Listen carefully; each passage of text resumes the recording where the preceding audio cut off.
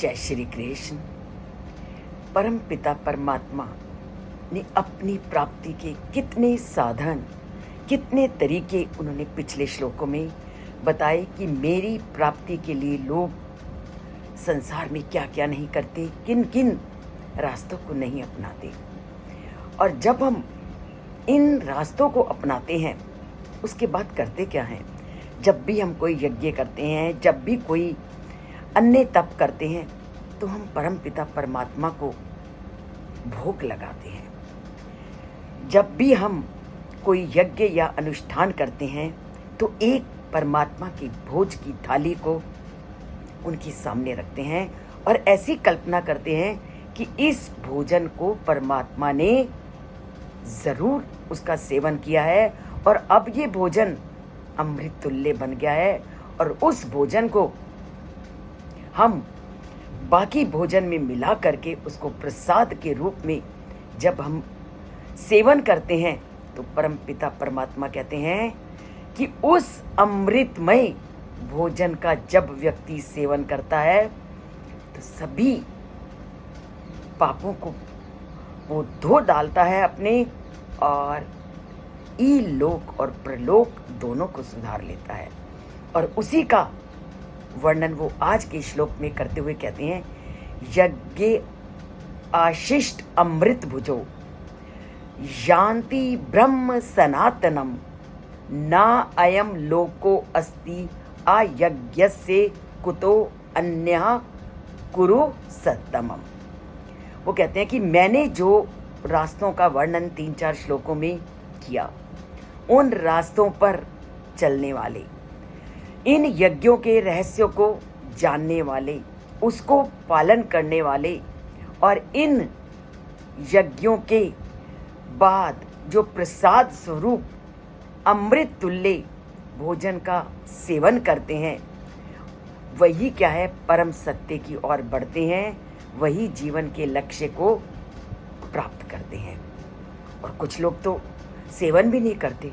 कुछ लोग ऐसे होते हैं जो प्रसाद का भी सेवन नहीं करते, प्रसाद को भी ग्रहण नहीं करते। और ऐसे मैंने बहुत से लोग अपने जीवन में देखे हैं।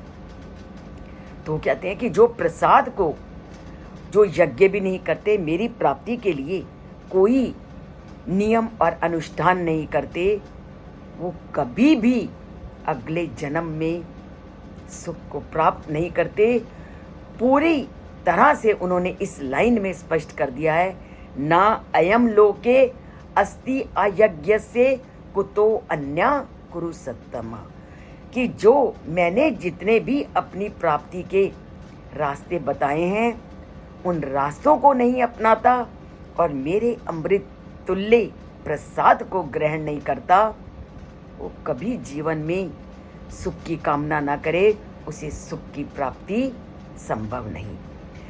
तो पूरी तरह से परमात्मा ने ये स्पष्ट कर दिया कि मैंने जो भी रास्ते अपनी प्राप्ति के बताए हैं उनमें से किसी ना किसी रास्ते का सेवन तो व्यक्ति को अपनी को उस परमात्मा से जोड़ने के लिए करना ही है।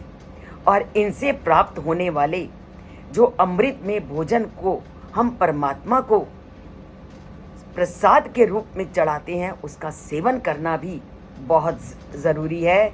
और जो उस भोजन का सेवन करता है वो अपने जीवन को सफल बनाता है। तो परमात्मा के भोजन का सेवन करने की इतनी महिमा है कि वो हमें आत्मिक उन्नति के मार्ग की ओर ले जाता है और धीरे धीरे हमारे मन को भी शुद्ध करता है। और कुछ लोग तो परम पिता परमात्मा को वस्त्र अर्पित करने के पश्चात उन्हें उनका प्रसाद मानकर उसका ही वो धारण करते हैं और अपने घर में परमात्मा की मूर्ति की स्थापना करते हैं और इस मनोभाव के साथ घर में निवास करते हैं कि उनका घर भगवान का मंदिर है। जब सभी पदार्थ और कार्य भगवान को अर्पित किए जाते हैं तब उनके प्रसाद जीव आत्मा के लिए क्या बन जाता है, अमृत का वरदान।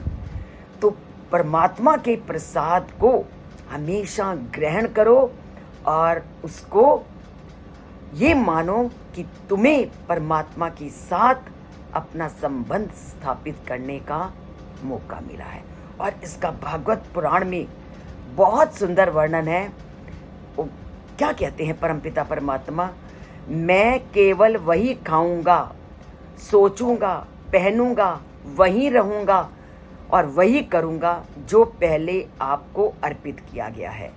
इस प्रकार जो अवशेष होंगे आपको प्रसाद मानकर मैं उनका सेवन कर मैं माया पर आसानी से विजय प्राप्त कर लूंगा। जिसने इस जीवन का लक्ष्य ये मान लिया है कि हे परमात्मा, मैं वही खाऊंगा जो मैंने तुम्हें अर्पित किया, मैं वही सोचूंगा जो विचार मैंने तुमको दिए, मैं वही पहनूंगा जो पहले मैंने आपको चढ़ाया, और वही करूंगा जो काम मैंने आपके लिए किया, और वही भोजन खाऊंगा जो मैंने आपको चढ़ाया, तो समझ लो उसने माया को जीत लिया। और जो लोग यज्ञ नहीं करते वे कर्मों के बंधन में बंध जाते हैं और माया के जाल में घिरे रहते हैं। तो माया के जाल से नहीं गिरना, तो अपनी सोच को बदलना है और जीवन को उसी के अनुसार चलाना है जैसे परमात्मा ने आपको आज बताया। तो इसके लिए चैनल से जुड़िए, सब्सक्राइब नहीं किया तो सब्सक्राइब कीजिए, लाइक तो ज़रूर करना है और करेंगे और परमात्मा के साथ नाता जोड़ेंगे। जय श्री कृष्ण।